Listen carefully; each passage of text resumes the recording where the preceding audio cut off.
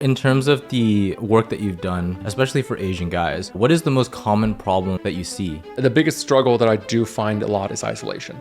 There's this belief that people who are isolated don't have friends. Some of the most isolated people I know are some of the most popular people. I want to hear more about your journey and how you healed yourself to work through this isolation. The first step is really getting in touch with yourself. So I did that for a year where I was like, I'm committing to not being with anybody else until I accept and like myself enough.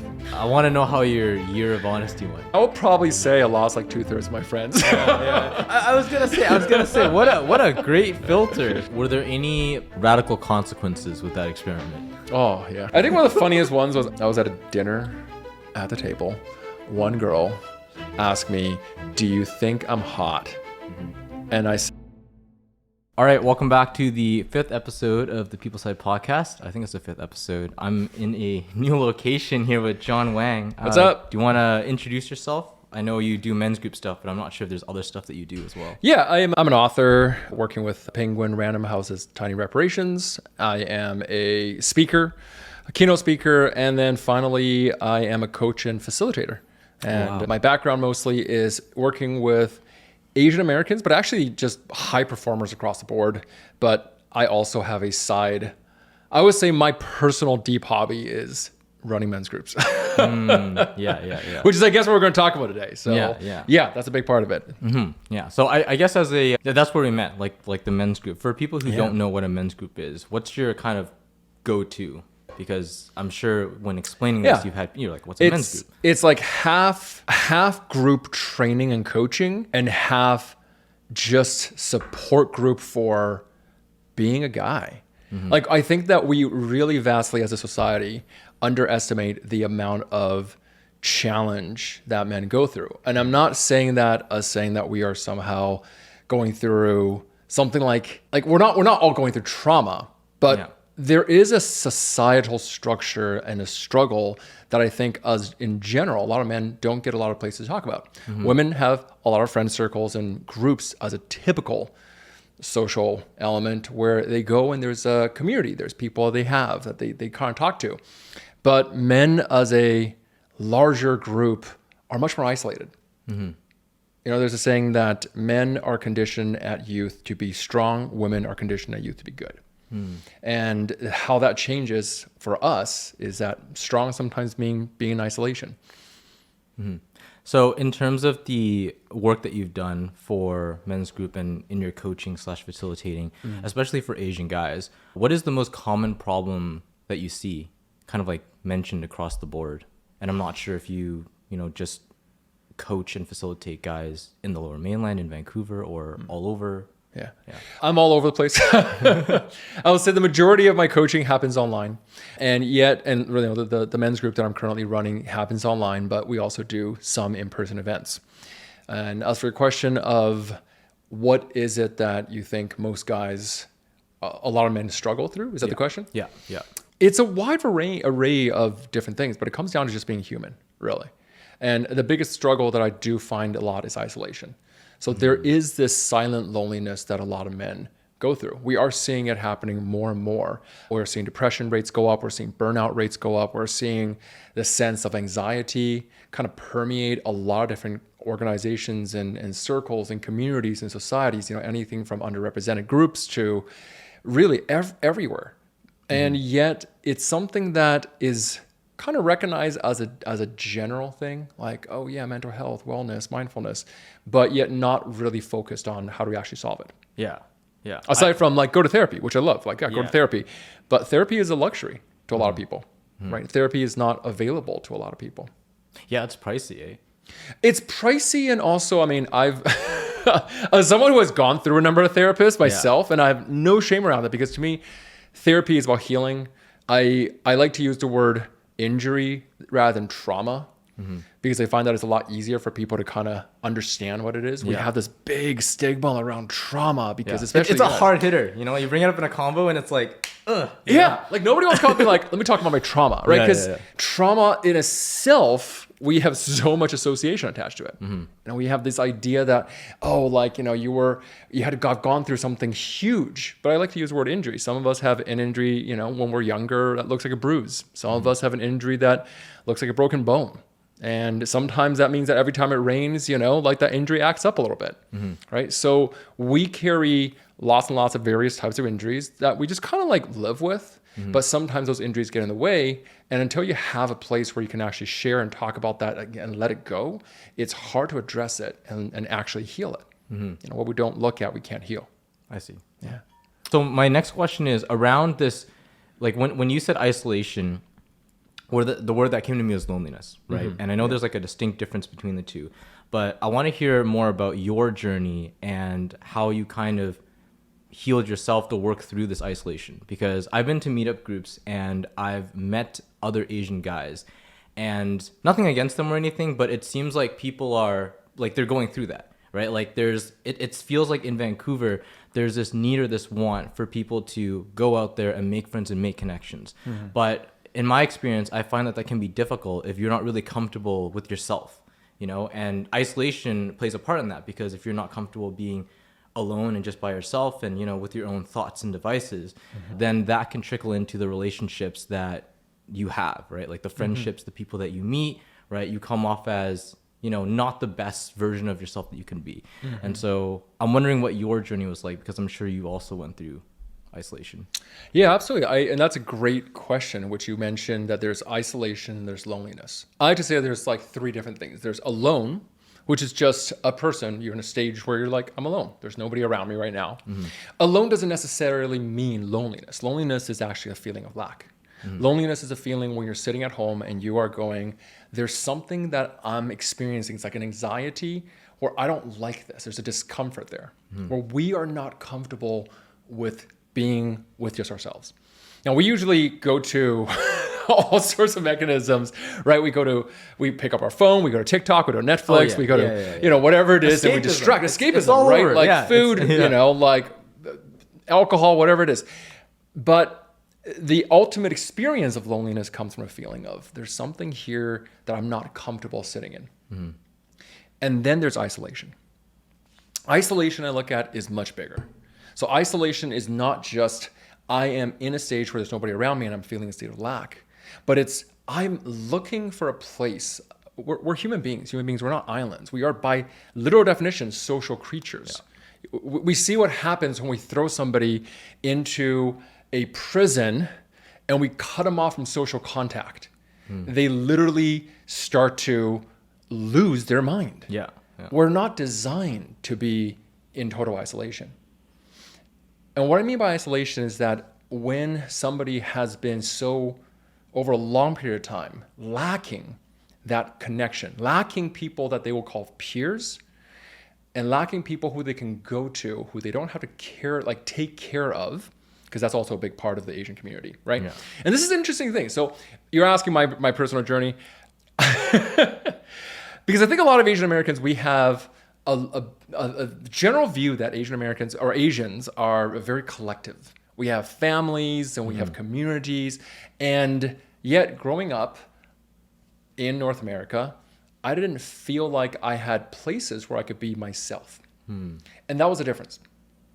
Was that, yes, I had people in my school when I was in high school, and I was actually quite good at what I call social butterflying, right? Which is like floating from like group to group to group to group, and just getting along enough that it feels like I have a lot of friends, but never staying long enough for anyone to get to know me. I see. And that for me was the feeling of isolation. It was the feeling of that, yes, I have people around me, but I had nobody who I could go to who knew the true me, who I could feel like I could be vulnerable with, who I could connect with on that deeper, much more internal level, who I could just like also joke around with and have fun with. But that level of being seen is where the isolation comes from. I know exactly what you're talking about. because I've been through it myself, right? Like Yeah. in high school, like when people ask me, oh, like, what was your high school experience like in terms of friends? I would say like the same, right? I would friend group hop a lot, and I would never have, like one core group that I kind of stuck to. Yeah. And I mean, there's definitely an element of time that comes with it, because, if you have one group that you stick to, then over time you'll just get to know more and more and more people. But I never had that. And so for you, it seems like you're in a place now where, you do have friends that you can be open and vulnerable with. You have deep connections. You've come from this place of, social butterflying around to now being able to foster really deep connections with the people around you. What was that transition like? And I'm sure it was a long journey, but yeah. Great question. The first step for me was actually recognition. Like I said, back when you were talking about this, we didn't not have friends. We had friends. Like there's this belief that people who are isolated don't have friends. Some of the most isolated people I know are some of the most popular people. Like you go to their Instagram, they have thousands of followers. They're at parties and events all the time. And then yet you see them in between the glimpses and you talk to them. And then they come to me a lot of times as clients and they talk about, oh, I've been at this event, this event, this event. And I feel so isolated. Nobody understands me. I don't feel like I could be myself anywhere. Like that starts from here, starts from inside. And so the first step that I went through in my own thing, I mean, okay, this was my journey. My journey was I didn't know where I could find anyone who can understand or see or accept me, because I grew up with this kind of perfectionism mindset that I think a lot of Asian people don't understand. Right? Yeah. You got to be perfect or nothing. We're called Asians, not Bajans. And not only that, is that the appearance of success is more important. Right? We care a lot about, in my culture, we call it face. Right? How we appear to other people is really important. Don't tell other people your family ugliness. Right? So all of that creates this pressure that if there's something that's imperfect about you, got to hide it.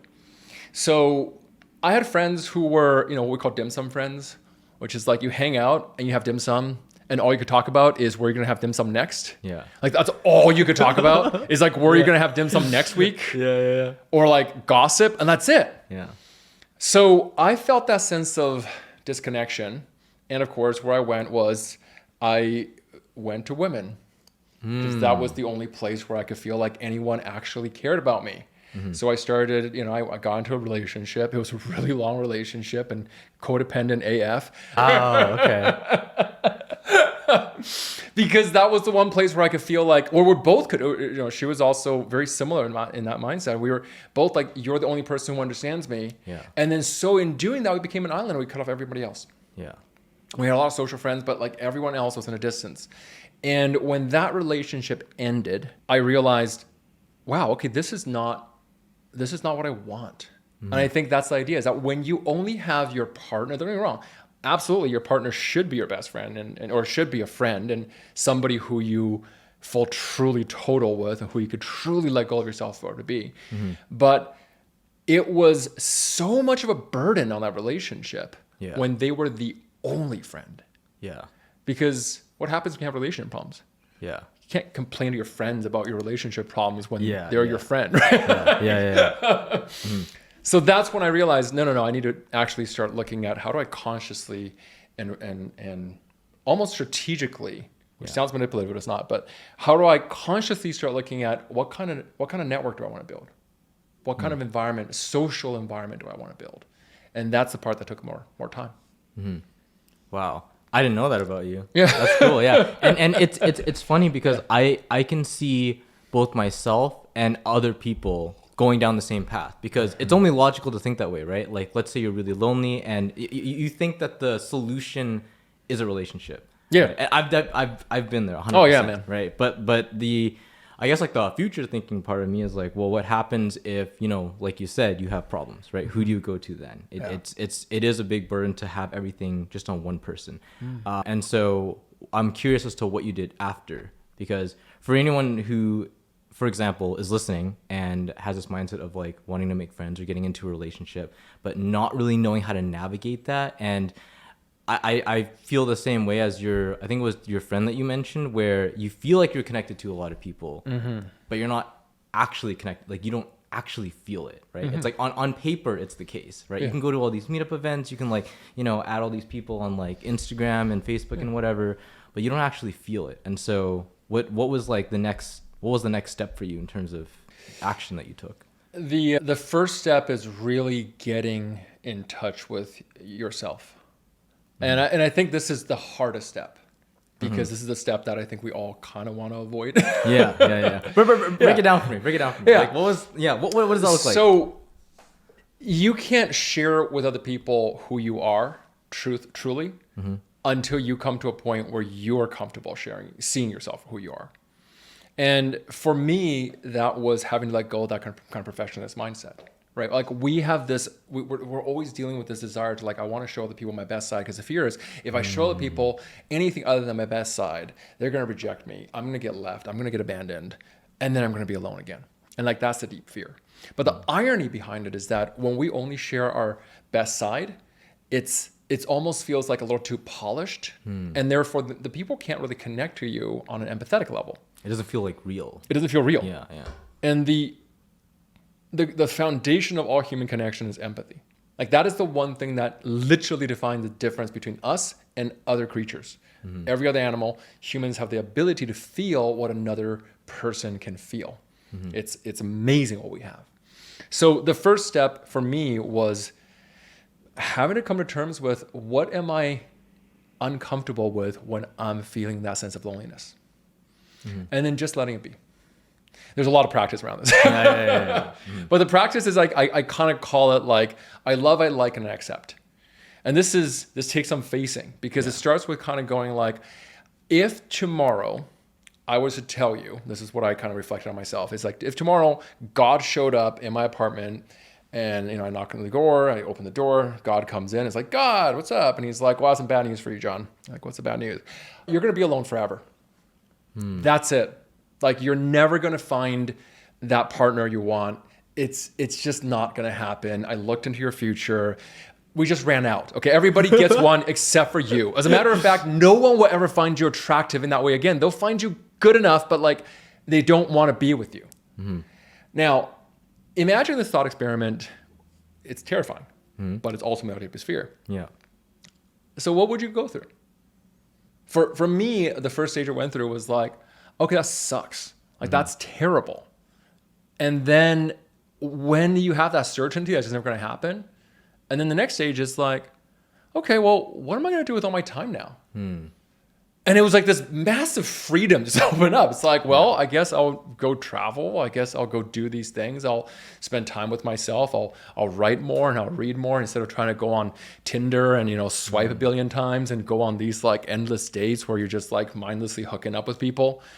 So I did that for a year where I was like, I'm committing to not being with anybody else until I accept and like myself enough. Oh, wow.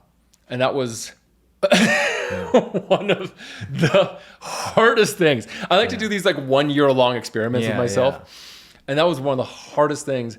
But ultimately what came out of the other side was incredible, because I started discovering sides of myself. Like we think we know ourselves, like we don't really. And I started discovering sides of myself that I didn't realize that I had. I discovered passions I didn't know that I had. I discovered thoughts and experiences that I didn't know that I had. By the end of it, I didn't want any friends. I was just like, let me be alone forever. Oh, wow. And then that was when I go, okay, now I want to call on more people to come into my life. And then suddenly it became easy, because I was like, I don't care if anybody leaves me anymore, because I love that feeling. And when that switch flipped, that became my permission to just truly be. So when I talk to you or I talk to somebody else, and I could fully know that if you don't like me, okay, cool. Yeah. I'm never going to be alone. Like I don't have to experience that if I can just be like, okay, that's good. All right. Sorry. Yeah. But now see you later. Yeah. It's kind of ironic how, like the answer that I was kind of, I guess you could say looking for or expecting was something along the lines of, oh, like do this with more people, or like, but it's kind of weird how the answer to, being able to connect with more people on a deeper level is to pull back and first understand yourself. Yeah. You know, like that's kind of ironic, I think. And you know, So ironic. Oh, man. like, you wanna learn how to deeply connect with people? Okay, just like you just no people, just like all yourself. Yeah. And it really reminded me of the quote: "The longest relationship you'll ever be in with is the one with yourself." Oh, that's a great quote. And I really like that quote. I've never come looked back at to it time and time again. And so it's like figure that out first before you figure the other relationships out. And I mean, by the way, I don't want to advocate people to go and like cut off their friend groups and then go into isolation for a year and be a monk. Yeah. That was not what I did. I definitely still had people around me, but I just really focused on carving out dates and time with myself. And I think that was what I mean, is that like create space to find comfort with yourself and consciously, not numbing, not distracting, but just being. Journal, go on walks. Yeah. You know. It also reminded me of the time where I was talking to a friend and he said, "When was the last time you did something for yourself?" Oh, I love it. And I was like, I don't understand the question. He was like, when was the last time you did something like just for fun, like purely for the sake of, not because you booked a time with a friend or because of this thing, because of your goal, just literally just and I sat there for a bit because I was like, I don't remember or know. And so I think your story really speaks to me, because I think that in today's day and age we're really focused on, at least like I'm speaking from my perspective, I guess, but you can apply to some degree to society as a whole, like goals, like the next thing, what is this, what is, being productive. There's this whole like hustle culture. And I think that it's almost forgotten that, you are also a person that needs to be prioritized, like yourself. Yeah. And so, that's really cool. I mean, you did it for a year, which sounds extreme. I don't think I'd be able to do that. I'd love to be able to drop everything and just, go into the forest and do whatever I want. I mean, I definitely, I like doing those kind of experiments because I'm a weirdo, but I definitely don't think that's for everyone. And here's the thing, is that you definitely don't need to. I think that you could do this for one day a week, and that is enough. I used to have a routine where I would pick one day where it's like, that's just my day. And it was a day where I was very clear, I don't book anything else. I don't book time with friends. I don't book anything else. And I made that day holy. That was my like Sabbath day. That was my day of like, I do whatever I want to on that day. And then on the morning of, I'll usually sit and I'll kind of do a check-in process, which is like, usually I'll do a body scan, and then I'll ask myself, what do you feel like you want today? And sometimes it's go on a walk and go on a hike. Sometimes it's, I really want to take myself on a nice meal, and I'm like, great. And then I do it. Yeah. And if I had a few more days of doing that, I would go and do it. One of the days that experience, and this is definitely one of those things where it was one of those, I happen to have a week off from work, and I asked myself on the first day, I was like, what do you want to do? And the answer came back was, I would like to go to Hawaii. And that's I have some privilege in that I have some money saved up, and I was like, I have a week off, screw it, let me go to Hawaii. I never ever just randomly like picked a day and being like, let's go do this. But it was one of the best experiences because there was no expectations. There's no outcome. Wow. I can hear, so this is me speaking from one of my past selves or thoughts in terms of like, you have to be able to trust yourself a lot to do that. Right. And so I can hear like from I used to have a phase where I was like, oh, productivity all the time. Right. And so when I hear something like that, I'm like, but how do you know that if you give yourself the freedom to do all this stuff that you won't abuse it? Right? How do you abuse it? That's a great question. How do you abuse it? Like, for example, you can say things like, oh, well, I'm going to give myself this day off. Oh, what if I decide to just waste it? Like this concept of wasting time, right? Oh, what if I, what if I don't get the experiences that I want? What if I just like spend it all day gaming? What if I, eat junk food and just watch a movie? And, like this, I guess there's two elements here. There's this element of trust in terms of trusting yourself. And then there's this concept of like wasted time. Totally. And so I'm wondering if in the beginning you also had those thoughts and feelings too when you played around with this or implemented this. Oh, 100%. Yeah. Because this is another one of those values that I don't know about you, but I grew up with. It's like there's such a thing as wasted time. Yeah. It's like, no, if it's not maximizing for something, if you're not going to get paid from this, like it's not for a school project, and you're not doing this for something. If it doesn't succeed a goal, right? Fulfill it. Yeah. And that was always a fear, right? It was like a maximizer thing. It's like if I had a spare hour, I couldn't just relax. I had to go find someone to fill that hour with, journal and go work out or something like that. Hashtag hustle. And then I looked at it and I started questioning it. And then I questioned it and basically what if instead of seeing it as waste, because waste suggests that it was something that was spent and got nothing back. And if I said, what if that wasn't possible? What if the day that my body, and that was exactly what you said, I love what you said, which is trust, because it's exactly what it is. We don't trust ourselves. There's a lot of distrust that we built. We think that we are not going to make the right choices because there's this invisible guideline, invisible rules, invisible grading system where we're going to make the wrong choices and it's going to somehow bite us in the butt down the road. And where that came to was, what if I can't waste it? What if there's not a possibility? What if today my body is just like, today I just need to sit and binge watch, this TV show for the next 8 hours. And I gave myself not only full permission to do that, but saw that as being the most worthy thing I could do. Because that is an honor to me and my needs and a prioritization of my desires. And that's when I started realizing, holy crap, I've lived so much of my life believing that I need to place myself last. Because when I'm trying to choose worthy things, it's not just for me, is it? I'm trying to do it out of duty because my parents gave me these opportunities, so I have potential to fill. So I keep thinking that I'm putting myself first by choosing to work harder and do all these things. But really, they're in service of other people. So when I said, what if I flipped that around and I said that what my desires are the most important thing on this, it sounds so selfish, which is so hard to do when I grew up, because I grew up as like a caretaker and a people pleaser, right? Like that was hardcore in my patterns. And so to do something even slightly for myself was such a journey to do. I remember the first time I was just like, what if I just went to a restaurant and ordered what I wanted to eat?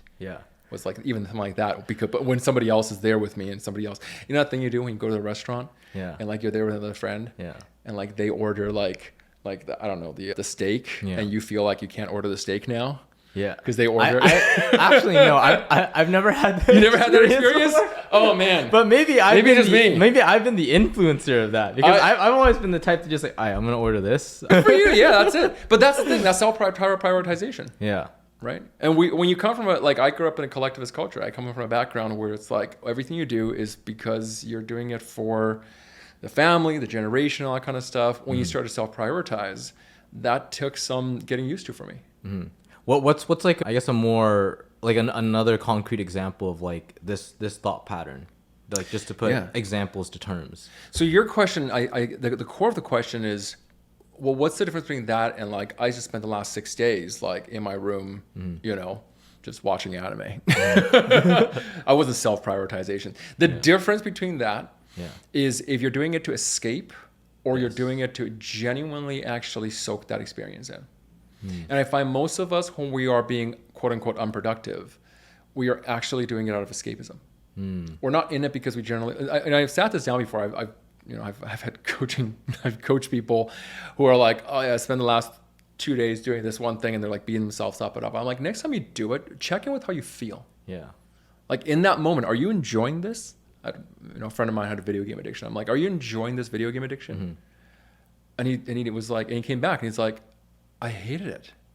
I wasn't enjoying it at all. And then I asked, how much time have you spent this week on it? And he looked and he was like, hours. I was like, why are you spending so much time on doing something you don't enjoy? And it comes from a place of because I want to escape another feeling. It comes from procrastination. So the difference between that is actually honoring what it is you want. And what I found 9 out of 10 times, what I honestly wanted in that moment wasn't to sit and watch TV. Like 1 out of 10 times, that was what I needed. I just needed rest. I needed to recover, or something really was interesting was on. Yeah. 9 out of 10 times, what I really wanted was to go for a run, was to go for a hike, was to spend time and read something. Because when I actually gave myself that space, what I deeply most desired were those things that people are like, you should do them. But it wasn't coming from should. It was coming from I want to. Yeah. It sounds like the difference is just permission. Like just giving, and like just giving yourself the permission to do things. And it's kind of fucked up because like if you like, because I can speak to this because I also had a video game addiction too, right? It was bad. It wasn't like, you know, like life cripplingly bad, but I would waste a lot of time playing video games. And it's fucked up in a sense because if you play video games and you're trying to escape from something and you don't give yourself permission to do it, you kind of beat yourself up over not giving yourself permission to do it, which leads to more escapism, which leads to more playing video games. Exactly. Right? So it's like it's not a great cycle to be in. And so I can relate to this a lot because there are days when I would stay up and, you know, game or watch a show or whatever until like, you know, 2, 3 a.m., not get enough sleep, obviously, and then like go to work the next day absolutely dead. But like when I wake up, I'm like, yeah, I feel great.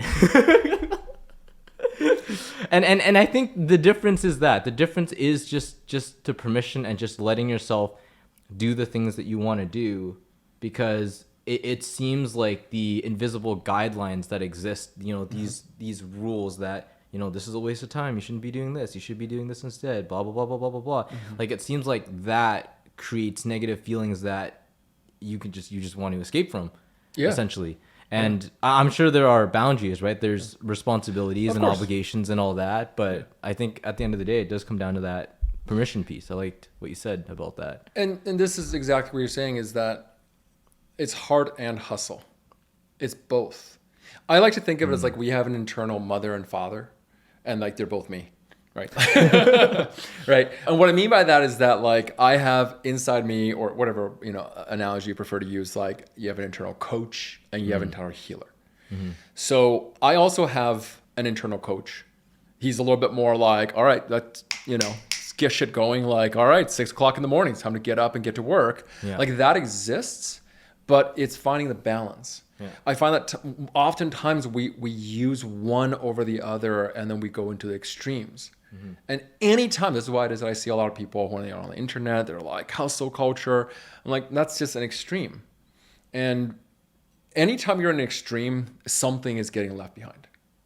So it is about finding what the right rhythm and pace is for you, so that, you know, go through, by all means, take your Sunday, go find the R&R, find the relaxation, and then Monday morning, like back and at 'em. But not from a place of guilt. Right? So you gave an example of, you said heart and hustle. You gave an example of the coach, like what the coach says. What is an example of what the healer or the heart part of it says? And the part 2 of that is, you know, how have you gotten to a point where you've developed this character to allow yourself to say those things? Because I feel like a lot of people these days, like you said, they have that hustle part nailed down, but it's to an extreme. And for me, at least, it's not until I see someone and how they act and behave that I recognize that, oh, this is an extreme. This is an example. Like it's really hard for someone to say, find the balance, if you don't know what that looks like, you know? And so, yeah. Great question. Heart to me comes from a place of compassion. And what that means is that I look at what I went through with a place of compassionate inquiry. I look at it from a perspective of like, if I could accept what I'm experiencing right now, what would that look like? What was the experience? And what needs to be seen? What needs to be heard? The hustle part of it is always coming from a positive structure. And what I mean by that is that the focus is, what do I want? And what do I need to do to put that into action? Neither comes from guilt. This is the key. Because we carry around with us the same voices, most of us, we carry around with us voices that were there and present when we were in our childhood. which is oftentimes our parents, right? Is that these are the structures and voices we carry with us. And oftentimes this sounds like blame and guilt and shame. Those I find are effective in the short term. There's a lot of kind of shaming, kind of like I'll do myself if I'll take action if I shame myself. Yeah. And I find that the problem with shame is that it creates actually more backfire. Because when you shame yourself to do something, you end up getting to a point where it becomes so painful and scary that you actually start to face away from it. Because it's just like, okay, there's too much shame attached to it. There's too much pain, negativity attached to it. So what that voice sounds like to me is basically, if there's something I don't want to do, I have both voices show up. I check in and I go like, is there a pain or a fear that's keeping, let's say I'm procrastinating a assignment, or I'm procrastinating a project that I'm doing right now. Let's say I have to write this thing for my, publisher. and I'm like procrastinating the last couple of hours. And I check in, I'm like, okay, I've been procrastinating for a couple of hours. Procrastination is not laziness. Procrastination is fear, right? Procrastination is a fear response. It's a freeze response. Right? When there's something that makes us feel very uncomfortable and our parasympathetic system kind of goes into freeze. And that's what causes procrastination, because then we go distract ourselves. So I kind of start with, okay, what is there a pain or a fear or something I don't want to look at within this? And if I'm really paying attention, oftentimes what shows up is I'm really afraid that I'll do a bad job at this, and then people will not like me. And then people will want to run away. And then I go, okay. And that's where my, compassionate side comes in and being like, okay, if they run away, I'll be here. If everyone in the world finds you absolutely horrid, fine, I'll be here. It's pretty good. Yeah. Like, I'm here, I got your back. And then I feel a little bit safer and I'm like, okay. And I kind of go like, does it need to be perfect? Can it be perfect, first and foremost? Does it need to be perfect? And my answer is, I would like it to be perfect. And I go, does it need to be perfect? Do they need it to be perfect? And I kind of go, not really. I have a standard of excellence. That's my integrity. Yeah. I would like to be an excellent. Great. Okay. Can you do a good enough job at this to start and then work on it and repair it down the road? Good. Okay. And that's when the compassionate voice goes, my job is done here. And the coach comes in and goes, all right, let's get to work. Yeah. What's step one? And get up, get off the couch, get your ass on the computer and get to work. And that's the part where I go, all right. And that's where the action takes place. So it's both. I see. Yeah. It's just a process. Wow. How would you say you built that? Developed that voice? Because I've realized that how we approach relationships is kind of like a mirror of how we approach ourselves, right? For example, if you do have that coach mindset and not that compassionate mindset, for example, let's say you have really high expectations of yourself, right? That may not reflect the best in relationships, especially when you're trying to go out, make friends and meet people, because you have high expectations, often unrealistic expectations of other people, right? And so building this loving, more compassionate side of yourself, what was that like for you? How did you go about doing that? It's kind of like, I use the analogy of installing a new voice in your operating, how voice assistants, installing a new voice operating system. Yeah. All the voices that we have in kind of guiding our thoughts and creating those boundaries were not out of nowhere. They were taught to us. It's language.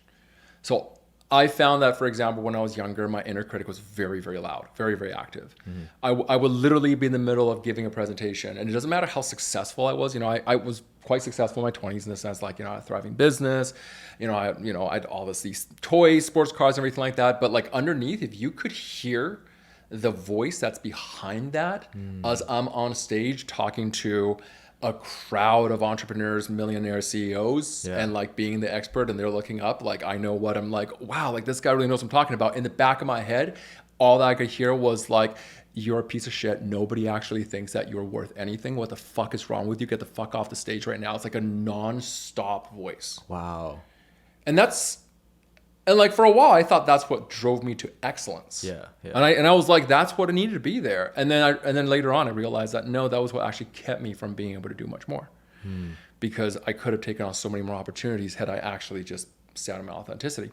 But I realized that I learned that voice. And I learned that voice from somewhere, and that somewhere was my mom. Don't get me wrong, I love my mom. Yeah. I love my mom. We're super close. We have a great relationship. I love my mom in who she is now. And when I was a kid, I learned that voice to protect myself. So one day I was like, what if I replace this voice?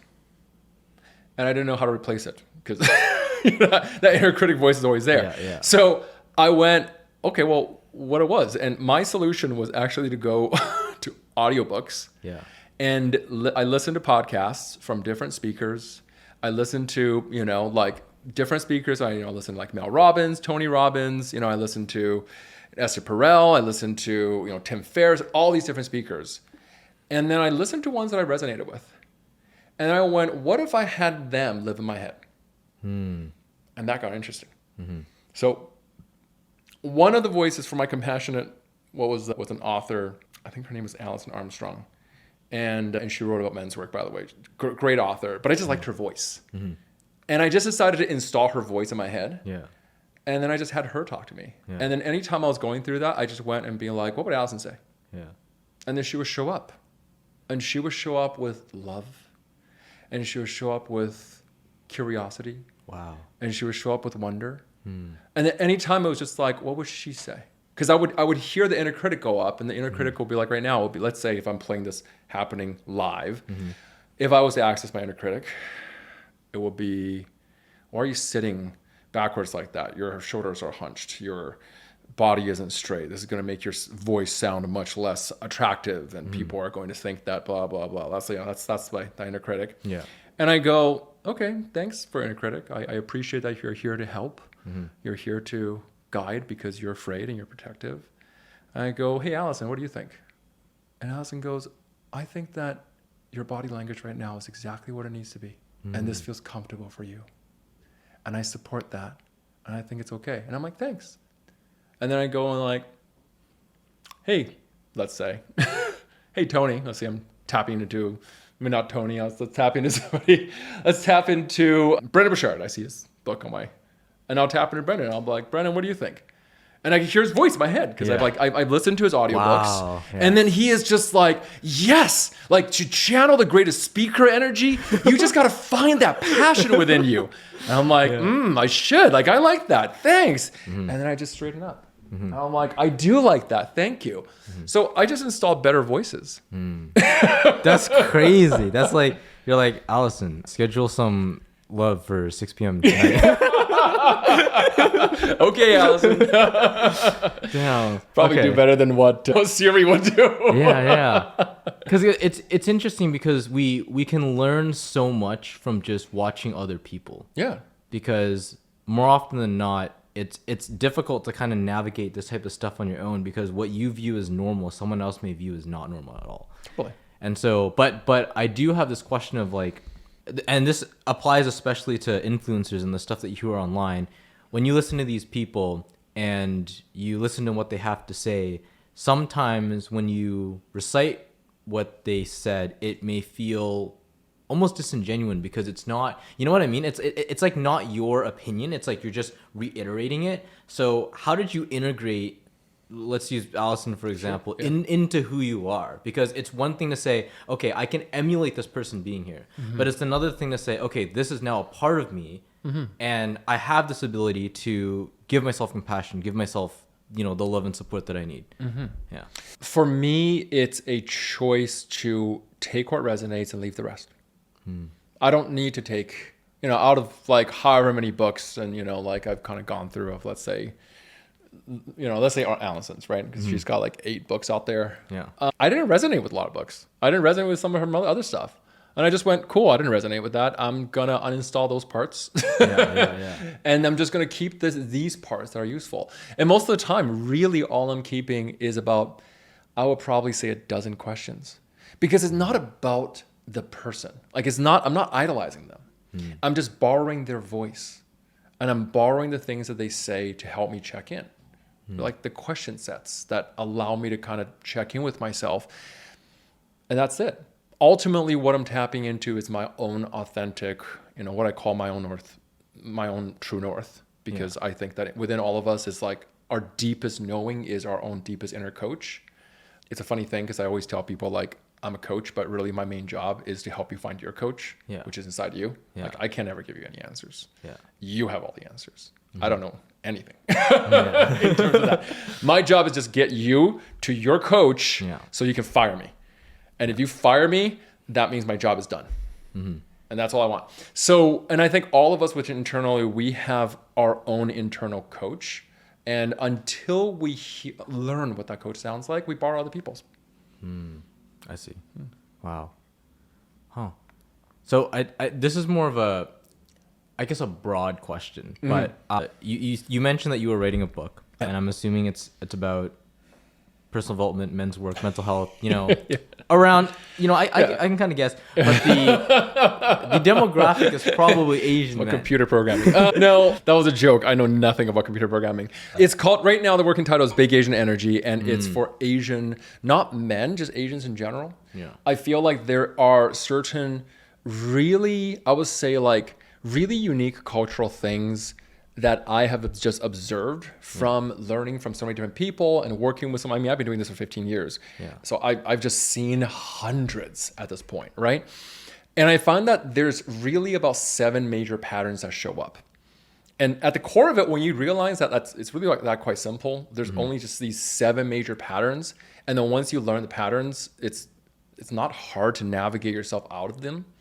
Everything else becomes easy. So I just decided, it's called Big Asian Energy, but it's like, where did we learn these patterns? Like, what are some of the patterns we're talking about? Like yeah, I was gonna ask, like, what's an example of one, and like how is it connected to the culture? Because I think like where these topics are different than other topics is that culture piece, right? I feel like there's not a lot of people out there talking about like, yes, sure, this is mental health, sure, this is personal development, but your culture and how you were raised and grown up in these parents and these Asian values, that all has an impact massively. And I want to be clear, I talk about cultures in the sense that like every culture has every cultural value. It's really not culture, every cultural value. So humility, for example, is a big cultural value from where I come from, right? Like being humble and not being, too arrogant is an amazing value. Like not showing off. That's a great value. Yeah. And then every value, just like anything else, has a extreme. And sometimes that extremes brings something negative. Over individualism of the West, for example, has a lot of negatives. People become more likely to be either isolated, or they become hyper competitive, or they go through burnout because they're constantly trying to fight the person next to them, let's say, right? And in the same way, every cultural value in the East has also possibilities of creating an undesired outcome. So over humility, or what I call toxic humility is when we go so like regular humility is great. Regular humility is I see my own value and I appreciate my own value, and I can be proud of my own value, but I don't flaunt it because I have compassion for the people around me, and I recognize that other people have value as well. So I can simultaneously hold myself in high regard without saying I'm better than or that other people are worse than. Toxic humility, on the other hand, is I am not good enough. Toxic humility comes deep from I'm not enough. And that's where like good intentions can sometimes go the wrong way. Right? And I see this a lot of people, like they get so used to the idea that I can't speak up because I don't want people to judge me as being arrogant that I must hide myself. So that's where toxic humility goes too far. Another example will be duty. Like, what do I mean by duty? Like, familial duty, like taking care of your family, taking care of a parent. That's another really traditional Asian value. And that's, again, what a beautiful thing. Taking care of family, caring for people who love you. What a privilege. But when it goes into obligation of what my parents want is more important, and therefore I should devalue what I want. My parents think I should go and do this job, become an engineer, but I really want to be, let's say, like, a designer, for example, or I really, really want to, go work in business or whatever it is you want to do. Like, that's where we kind of look at it and being like, are you doing it because you love your parents, or are you doing it because you're fearing your parents' guilt? And that's where toxic duty comes into. So like, this is what we were watching for. So all of these cultural values, which are beautiful at its purpose initially, the question is, when do the shadow side comes out? So the seven patterns that we take a look at, it's overachiever and perfectionism. That's the first one. The second one we usually talk about is the nice guy. The nice guy, nice girl. And I call this a chameleon because where it shows up is I'm going to adapt myself to be whoever it is you want me to be. And then the life of the party, which is what I call the charmer, right? There is the rebel, which is a challenger. And then there is the commander, which is like the micromanager. And each of these, and then the final one is the invisible one, which is where we disown who we are to hide. So each of these patterns can show up in different places in our lives, and they show up in different ways. But these patterns are all in some ways methods that we have learned that keep us alive. It's not personalities, it's not identities, it's just these things show up. And sometimes they show up without our consent. They show up without our awareness. They just kind of show up. Yeah. When we run into somebody, when we're at work and somebody makes a snide remark about something we're doing or something, we're at work and the boss kind of overlooks us and we decide to not say anything, even though we feel like we should, or somebody asks us to do something, hey, can you pick me up later? And we don't really want to, but we say yes almost instinctively. That's where the pleaser pattern comes out. So, I didn't forget to mention the fixer pattern, and that's the people pleaser pattern. That was the second one. I forgot that one. Yeah. Wow. So it's like that, the image that I got in my head in terms of when you described culture values was kind of like you're installed with a base OS, if we're going with totally. And it's like all the values have sliders on them and some of them are cranked too far in the wrong direction, right? Yep. And you just have to do some fine tuning. You have to adjust to a more healthy or appropriate level. 100%. Yeah. And this is across, there's so many different cultures, so much diversity in the cultures. We joke around, we talk about tiger moms or strict Asian parenting and stuff like that. But there's so many different cultures that do this. Yeah. But when it comes to Asian, Pan-Asian values, I think it was University of San Diego that did this, and they basically tracked there's 7 major of these cultural values basically. And then we start noticing, these are how it relates. This is why it is that, we come from collectivist culture, which is you take care of the people around you. Again, super positive thing. Yeah. And that causes us to become people pleasers, right?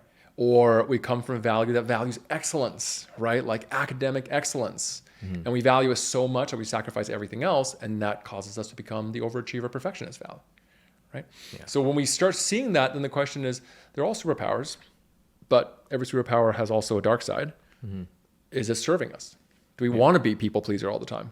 Do we want to not have the ability to say no to people? Right. So that's where my next question comes in, which is it's one thing to have these values that may be, tuned too far in the right direction, but it's another thing to be able to adjust them accordingly, right? Because if you are instilled with these values ever since childhood, it's something that you firmly believe in. So what was that like how do you go about rewiring almost core beliefs? Well, that's the thing, is that I don't necessarily think that we need to completely rewire core beliefs. What we need to do is catch the distortions of those beliefs. Right? So, and this is what I'm saying, is that at the core, a lot of these values are very positive things. It's how they show up in our lives that's distorted. The belief that I have to sacrifice myself to take care of everyone else in my family, that's not reality. That's not reality. I have to sacrifice my needs when I'm around my family. That's not reality. Yeah. Somebody taught that to you. So it's a matter of looking at that and going I never noticed it. The first step is always seeing it. That's the hard part, is we don't see it. Yeah. When somebody points it out to us with the mirror, we kind of go, oh, holy shit, I didn't realize that I do that all the time. But when we start realizing that's a pattern, that's when we can go, oh, does that still serve me? Right? Do I need to draw some boundaries? Can I still give my parents all the love, respect, and care that I want to, but from a place of genuine giving? Or do I need to set some boundaries first to make sure I'm not giving myself away, and then come back and do that and recognize that that's okay? Yeah. So we have these core, I would say, agreements that we make in ourselves. One of the core agreements that I think a lot of us need to hear is other people who are adults can handle their own consequences. What does that mean? Like, can you provide an example? Yeah, this is really coming from oftentimes the commander archetype or the caretaker archetype. Yeah. And the caretaker archetype is I have to take care of my younger family member, sibling, or I have to take care of my family member or like a close friend. Because if I don't, they're like, if I don't do it, somebody... Die. Exactly. I was watching the first 2 episodes of Beef on Netflix, a show, and that's such a great show that shows like all of these patterns. And I just remember like watching and being like, that's a fixture pattern. That's a micromanager. And right off the bat, the 2 characters, I haven't watched the rest of the season yet. So no spoilers. Right off the bat, like the 2 characters both say the same thing, which is that if I don't do it, who will? Yeah. And I'm like, that's the commander belief. And that's the belief is that if I don't carry on the burden of everyone else around me, everything will fall through. But that's a distortion. And that's what I mean. So the first question I will usually ask is like, is that actually true? If you stop doing this, will everyone fall around you, or will they become adults and figure out how to pick up after themselves? So these agreements that you're talking about are things that go against, I guess you could say, beliefs that are tuned to the extreme. So in this case, it's more or less let people fail, let people figure it out. Allow them, at least allow it. Like you don't have to, Yes, let people fail, let people experience what it's like to be a grown-ass adult. Yeah. Because that's their life. And that's a funny thing. So I'll share one of my own experiences. People pleaser, right? Yeah. This is my fixture pattern coming up. Yeah. A few years ago, I was at a workshop, and this was great. It was called the Mastery. And what you do, the first day of the workshop is they give you homework based on how they know you. So like they, you kind of give a speech, they kind of read you, and then they kind of go, okay, this is your homework. My homework was to start fights with everyone, because that's the opposite of my standard practice, which is to like try to fix everyone's problems, to heal everyone, and being like, because I was a family therapist growing up, right? And they're like, your job is to go piss off as many people over this whole weekend and start fights with them. And I was like, I can't do that. Like I spent years studying people, and I like got certified in like NLP and like all these different things. Like I know how to find people's like pain points and hit them. Like I'm going to do some damage. And they're like, this is your homework. Do it. Yeah. And what I learned is that it really wasn't about them. What I learned was that, my desire, first and foremost, it was hilarious because the first thing I did was try to start a fight with this like big dude. Yeah. And he just laughed at me. he just laughed, and he was like, hey, whatever. And I just got so mad, and I had to go through that. Yeah. And what I learned from that experience was that my desire to caretake other people wasn't actually taking care of them. Yeah.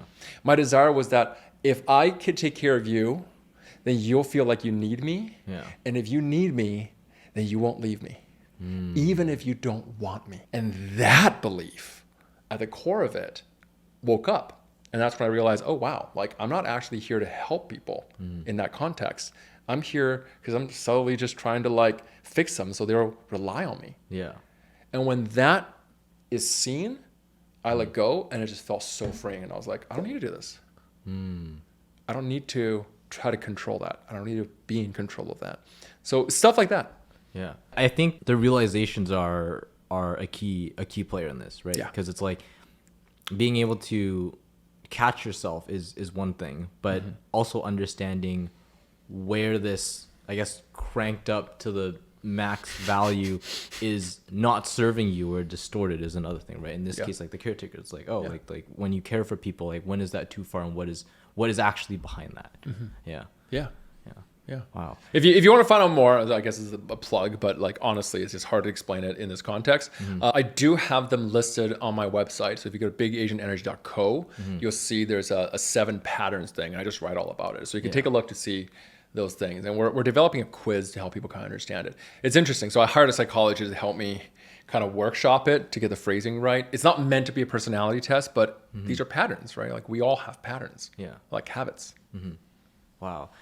I guess this is more of a question about your journey into this world. It seems like you now are very, very into this space. What got you in? Like what got you started?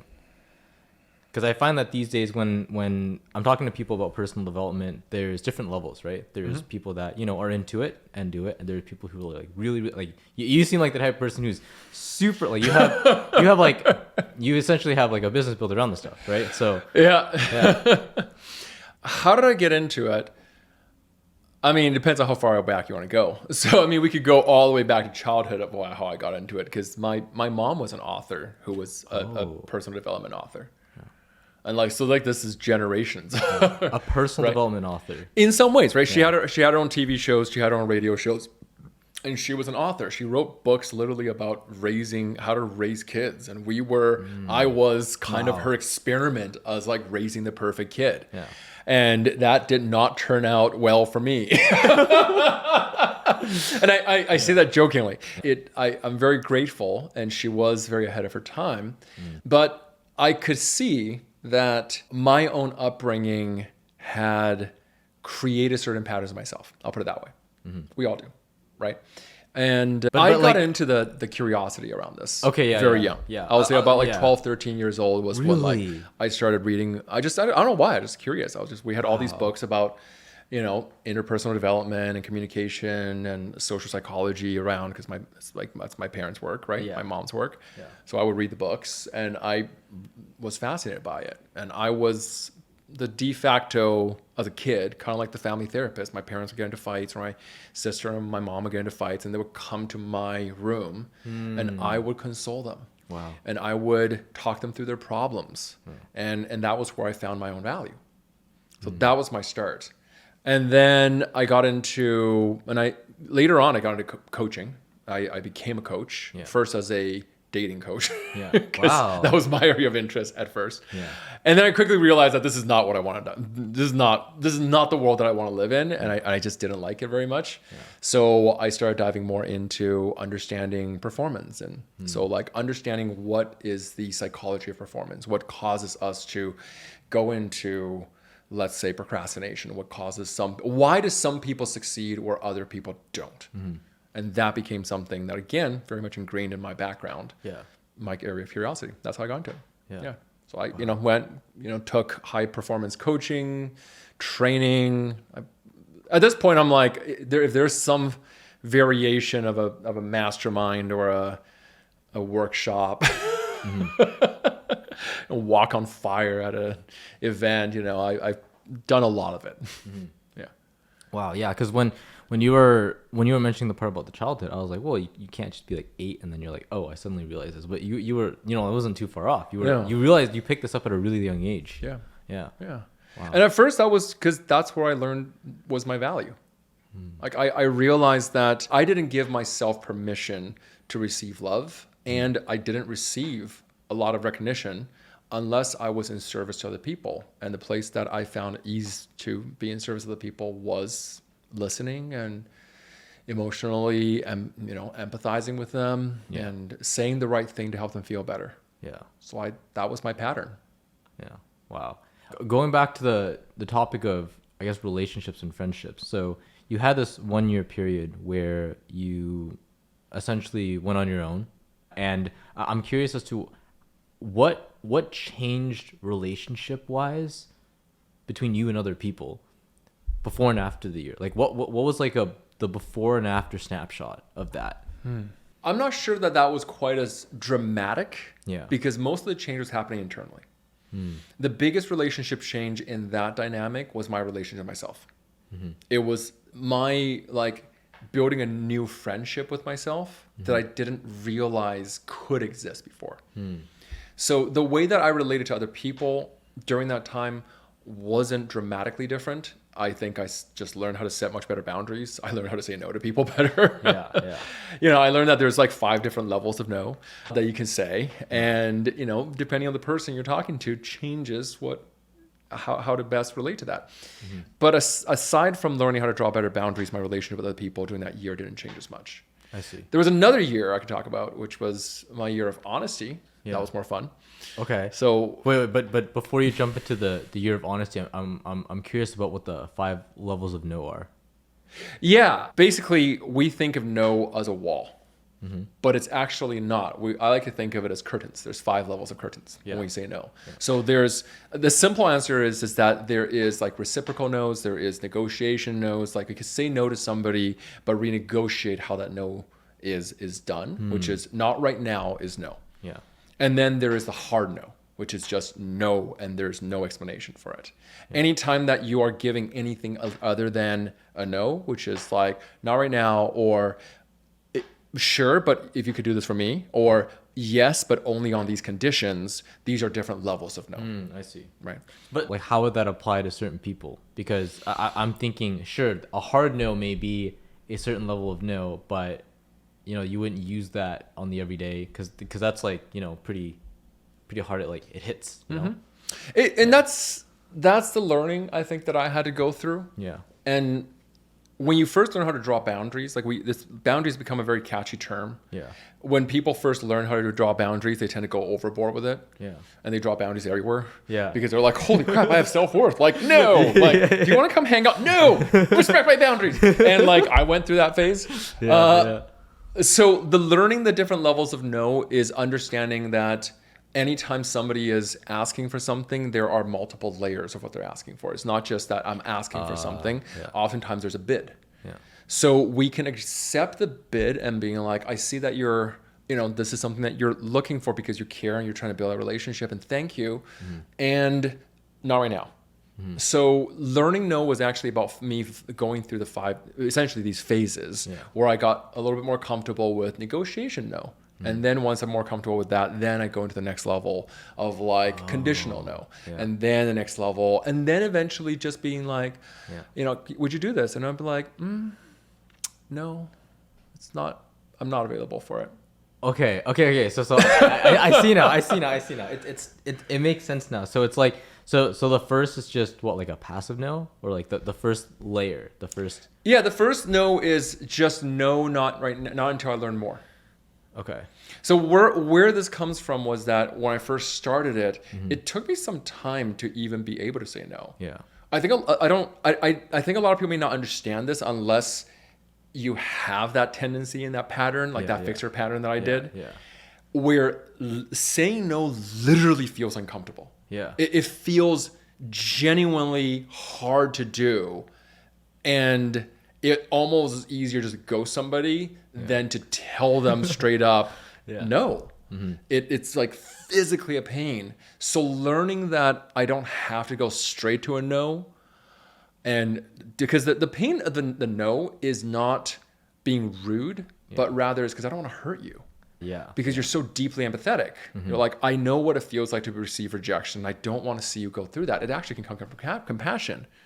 So the first step of it was just like, tell me more, and then let me negotiate or let me brainstorm what is better for you. So it's not like a no but a yes. The first level is like, yeah, you know what I mean? It's not a no but a yes, but it's like, yes, yeah. I see what you're saying. I'm not available for this, but let's chat about how I can help you instead. Yeah. So then there's that, and then the second level is like a negotiation no, which is like I gotta go find the actual list. It's been a while. There's a whole I think I did a video on my TikTok about this, about like the 5 levels of no. Yeah. It's off the top of my head right now. I think there's like, so it's negotiations no, and then there's like conditional no. There is I just don't remember what it was. The last level was the just simple no. Yeah. I see. Yeah. Wow. Okay. But yeah. And understand that's okay. That there's comforts, right? It's kind of like you don't have to jump in the deep end first. You can kind of like ease into the different levels. Right. Damn. Yeah. Saying no without any explanation is daunting. Yeah. Especially when, like it's someone that you care about. Like, is that something that is a consideration? Like, have you ever said just no to someone that you care about genuinely? Like, how does that dynamic play in? Because it's one thing to like go through the levels yourself, but it's another thing to consider the other person on the other end. Yeah, absolutely. And you can be considerate, and still you can consider it both, right? Like if you treat yourself as an equal to the other person, which is say my needs matter as much as yours, and my needs are to say no. And therefore my needs and your needs are equal. So that's okay. Right? So for me, there's absolutely nothing wrong with you honoring your own needs. And that was a hard lesson. You know, the first time I ever started my first business, I was trying to ask somebody to be my mentor, somebody in the industry who was like super successful, you know, multimillionaire. And I was like, oh man, I just want to pick this guy's brain. So I went up to him and I was just like, hey, you know, could I buy you a cup of coffee and like sit down with you and just chat? And to me, I'm like, that seems like a totally reasonable thing, right? And he was like, no. And I said, oh. And I didn't understand how to handle it. It was in public. It was like with my friends around. And I was like, I didn't know how to handle it. So I was like, why not? And he's like, oh, because I don't get anything out of that. And it was like, it was a really important moment for me because I think that I was like, whoa, I was taken aback. And then I realized it's not personal to me. So I realized it doesn't have to be. So when I say no to somebody I care about, it could just be like, if they're asking me, hey, can you come and help me run this errand? I just say, I don't have the time for it. And that's the explanation that I can give if it's something I care about. But if it's something I don't actually feel like I owe an explanation to, I can just say like, I appreciate your asking, but no. Wow. Or I'm not available for it. How did you, I guess, not take that personally? Because being on the receiving end of that, there's two different perspectives, right? There's the one which is like, oh, this person's just an asshole, I guess. And then there's the other end, which is like, oh, this person really values his time and he's able to set boundaries and draw boundaries, right? And so, I think when he gave me that response, my response wasn't that my thought wasn't that he was an asshole. My thought was, he's absolutely right. He's absolutely right. I am offering him nothing. And I was like, I'll buy you a cup of coffee. He's like, I can buy my own coffee. And I'm like, that is absolutely right. I'm the asshole by expecting it. That I had this anticipation of entitlement. That if you don't agree to my request, and when I thought of it like that, I'm like, he's not an asshole. I'm the asshole. Oh wow! Right, and that's what I mean by he's. You know, we're grown adults. Did that lesson shake me a little bit out of my comfort zone? Yes. Did it also help me? Absolutely. Was he being unreasonable? No. He was in town for 2 days, you know, at this event that I met him at, and it was absolutely true. I was asking for something that he had no obligation to give me. And later on, we actually did become friends. I went to his event later on. He was hosting an event. He was a speaker, and this time around, I was just like, hey, I would like to offer my time in helping you. I was like, I speak Chinese. I can translate one of your things for you. Is it something that you'd be interested in? And he's like, I'm not interested in that right now, but I appreciate the request. And this is what I do need help with. And I said, sure, I'll do it. And it was a small ask. And I think it was like, you know, like writing something, and I wrote it, and it was great. And then he was like, thank you. And then he invited me to come to a dinner, which was when I later on would actually get to know him much better. Yeah, I see. And I asked him, do you remember the time that you were in Montreal? He said this to me, and he was like, no.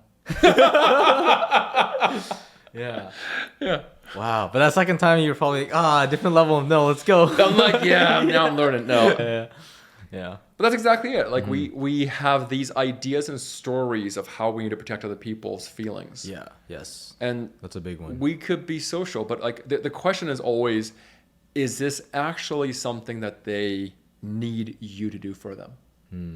Or are you caretaking out of a fear of rejection, out of a fear of being seen as an asshole, out of a fear of confrontation? And I think oftentimes that's where it's coming from.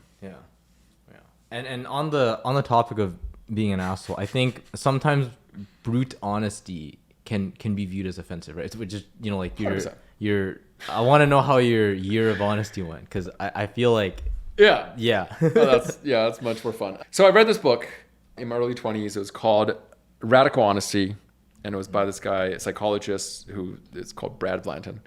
Great book. Absolutely hilarious guy. And his whole concept is that the vast majority of our problems are because we can't tell the truth. because we learn to lie as a protective mechanism when we're kids. So therefore, we lie about all sorts of things. We tell white lies, we tell justifiable lies, we tell soft lies, lies of omission. And his suggestion to everyone is stop lying, stop bullshitting, tell the truth. And out of nowhere, I was like, I'll try this for a year. Because I just had this thing where I'm like, I always do anything for a year.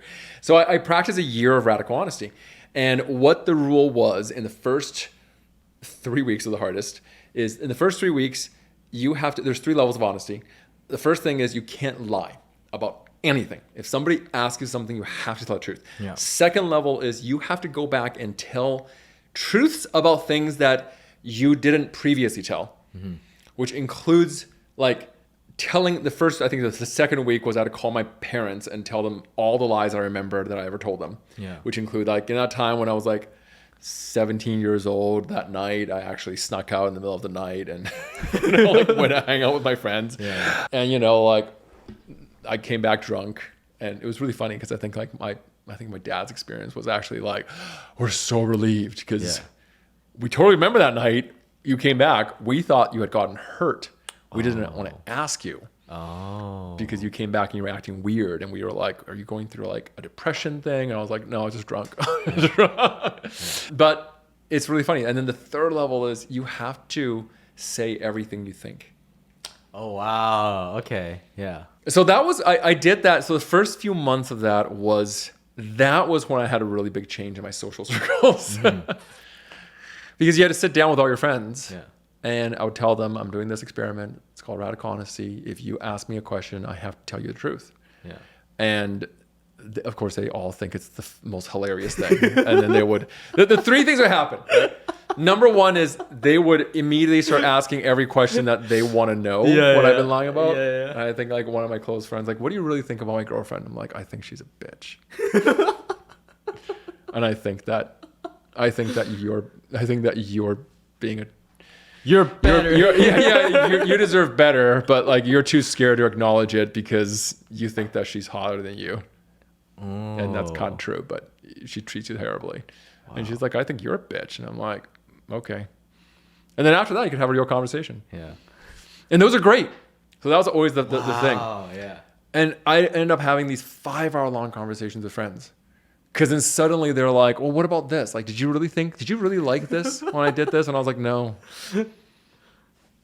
Damn. And I will probably say I lost like 2/3 of my friends. I was gonna say, what a great filter, just like yeah. And those 2/3 every single time, it was they'll ask me a question, and then they'll go and they'll be like, no, we're fine, and then afterwards it's just kind of vanished. And I'm like, I get it. Yeah. And I try to be compassionate, and I always say, look, this is my truth. You're asking me for my honest opinion. This is not really who you are, but it's just my perception. And those were conversations that were tough to have, but end up happening. And from that, I learned that you could be honest without being an asshole. Even though we think that by telling the truth we're being an asshole, you could phrase it in such a way that it's not. Yeah. Were there any radical consequences with that experiment? Oh, yeah. If you're comfortable, can you? Yeah, I was at a. Yeah. Oh man, so many. I think one of the funniest ones was I was at a dinner, and I was talking. Like, there was a bunch of people I didn't know very well, and one of the girls who were there was kind of like, because they always do this, right? They'll always like ask you a few questions about like, what do you think of this? And what do you think of this? What do you really think of this? And they'll like ask you random things like, what's your dick size and stuff like that. And but did they know that like you were on this experiment? Yeah. Okay. And I always say like this you wouldn't walk up to a random stranger and just be like, what's your dick size? And this is the important thing, is that when you're talking about radical honesty, you're telling your own truth and not other people's truths. Yeah. And you're clear about that, what that means is that you say to people like, look, this is my opinion. I don't know you. This is my judgment of you. Yeah. And my judgment of you is more about me than it is about you. It's my own fears, and that's what we're seeing. But did you go out of your way to tell people that you were on this experiment? Because it sounded like... If I was going to deliver a truth, I would pre-disclaim it and say, just let you know, this is why I'm saying this. See. Yeah. I'm not trying to whatever it is. Yeah. And then later on, I actually got better at it, and I asked people's consent. And that was something that was important. It's like, if we're in a conversation, like if it was just a stranger on the street, I wouldn't go up to them, random stranger, and be like, hey, your haircut is stupid. Like that's just mean. Yeah. But if I was in a conversation with somebody, I would say, hey, by the way, I'm doing this experiment. If there's something that you want to ask me, this is what I'm going to tell you the truth about how I feel. And 99% of people would very verbally and be like, that sounds so much fun. Like, great, tell me. Yeah. And they would like prod or stuff like that. One at the table, one girl asked me, do you think I'm hot? And I said, I don't think you're my type. Yeah. I don't find you hot. Wow. And she got mad. Yeah. And she had a plate of pasta, and she picked up a plate of pasta and she threw it at me, and I was just drenched in pasta. Oh no. And it was just, and I was like,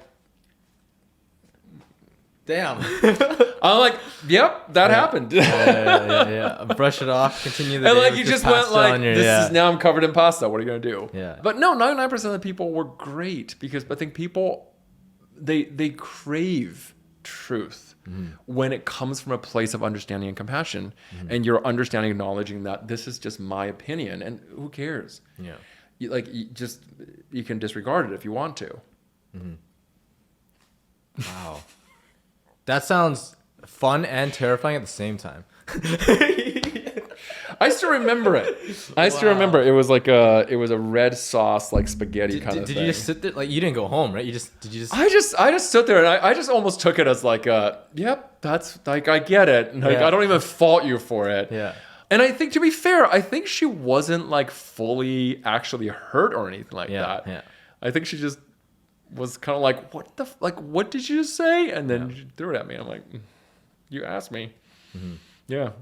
Wow. Yeah. Damn. Yeah. And that was the one that I would say had the biggest effect, because you start to realize that people can handle the truth. Again, it comes back down to like 99% of the time when we think we're telling a white lie, it's not because we're trying to help them. It's because we're trying to help ourselves because we're afraid of confrontation. But you did mention something that was really important, which was you're coming from a place of compassion and not because you can tell the truth in a spiteful way, right? Yes. Yeah. Energy matters. Yeah. Energy matters a lot, right? A lot of times this is why like a lot of people are like, ugh, you see this happening a lot with influencers these days. Like, I'm just speaking the truth. Like, no, you're not.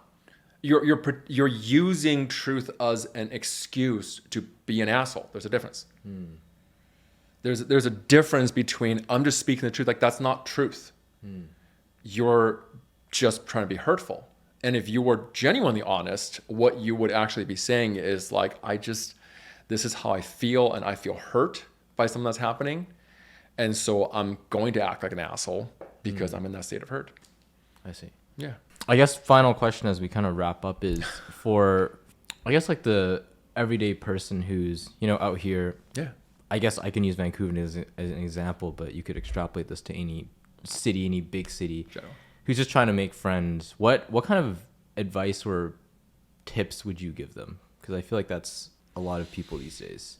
How do we make friends? A lot of times I feel like when we are in a stage where we're trying to find friends, we're so hyper-focused on us. This is where all the insecurities come from. This is where like, does this person like me? Like, we make everything about us. But we don't realize that most people going around, they are not thinking about us at all. And when you realize that nobody's really thinking about you, nobody really cares about you that much, like, it's actually a really freeing experience. And then you realize that like, okay, well, if that's the case, then I don't need you to join my world. Let me go join your world. If I want to invite and connect with you as a friend, let me join your world. And what I mean by that is one of the fastest ways I got over my own insecurities and self-judgments when I'm meeting new people. You would sit down with somebody, you would like feel like, am I saying the right things? Like, I just told a joke and they're not laughing at this. Is I dropped all that by being entirely focused on their experience and just sitting with them in their experience. If they're going through joy, I'm wanting to know what it is. So I make friends from the perspective that I'm already their friend. And what I mean by that is that I'm not going from stranger to friend and trying to know how to say the small talk stuff. I hate small talk. I suck at small talk. Yeah. What I love is if I was seeing you, even though we just met, as if we've been friends for the last 5 years, what would I care most about you about? And that's where I start. But for someone who's a stranger, you don't know that, right? So like what? So I how would I care about someone like someone who's a friend? I would ask them about them. There's 3 levels, and I could go into the technicals, right? The technicals are like, there's 3 levels of conversation. There's 3 layers of conversation. First layer of conversation is basically what we call identity conversation. Identity conversation is, I am John, I am a man, I work at whatever it is. It's very surface level. Second layer of conversation is what we call values, hopes, and dreams. So this is a little bit deeper. So like, this is where we talk about, like, this is what I really value. And oftentimes the easiest thing to understand is just like ask them a couple of questions and let them guide the way, right? A lot of times in the first, if I'm meeting somebody and they're relatively new, 80% of my conversation is about them. I'll give 20% just to create so that they know who I am and their like creation. Third level conversation is like where we go into the deep level of conversation. You know, like you can go look this up. There's like that, like 36 questions to have someone fall in love with you. But you know that thing we're written talking by about? the New York Times, right? Like those are the conversations that you go into. Like those are like deep conversations. A lot of people I meet these days who have been doing a lot of inner work, they love that third level. But the truth is, like, a lot of people can't handle like, I know people who just like, they just want to go like third level immediately, right? So what's your childhood like? Exactly. Just like, so tell me about your traumas. So but where I kind of go is like, I meet them where they're at. If they're comfortable up here, they just want to talk about their jobs and everything like that, then I keep asking them. And I let that conversation happen. Not as I only ask questions. The pacing is usually, I'll give them 3 questions and I'll give them my own experience. And then I'll give them 3 questions and then I'll kind of go back to my own experience. So there's a little bit of that rhythm. And then I never hold back if they're asking me something. But the truthful answer of all of this, the easiest answer to all of this, is come from a place where you see the best in them and be really curious about that person. Awesome. Wow. Yeah. Thanks for coming on to this podcast. Do you have, you mentioned your book. Do you have anything else to plug that you want to plug? I would just say, I mean, if you haven't checked out my Instagram, it's just John Wang Official. Well, when is your podcast coming out? Because you mentioned that was coming out with the book. Later this year. This year. The book won't be out for another year. It's currently just going through the process. But the podcast? The podcast later this year. Okay. Yeah, I'm excited about that. Big Asian Energy. We're going to be talking to some big Asian people. Cool. Yeah. Great to be on the show. Yeah. Thank you for coming by. Thanks everyone for listening. And yeah, I'll throw the links down in the description below if you want to check that out. And yeah, thanks for coming on. And yeah, we'll say goodbye to the audience now. Bye. Bye.